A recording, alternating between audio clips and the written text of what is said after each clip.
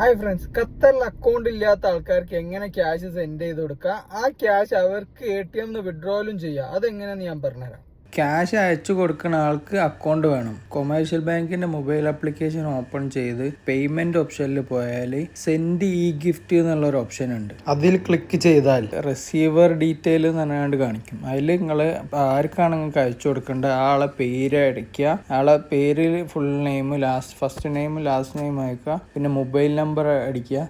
Email ID not record. Qatar IDയിൽ register ചെയ്ത mobile number ആയിരിക്കണം. എത്ര എമൗണ്ട് ആണ് നിങ്ങൾക്ക് സെൻഡ് ചെയ്ത് കൊടുക്കേണ്ടി ആ എമൗണ്ട് അവിടെ ടൈപ്പ് ചെയ്യുക. പിന്നെ സെലക്ട് ഒക്കേഷൻ എന്നുള്ളിടത്ത് എന്തെങ്കിലും കൊടുക്കാം. ആനിവേഴ്സറി, ബർത്ത്ഡേ, ഈദ് എന്ത് വേണമെങ്കിലും കൊടുക്കാം.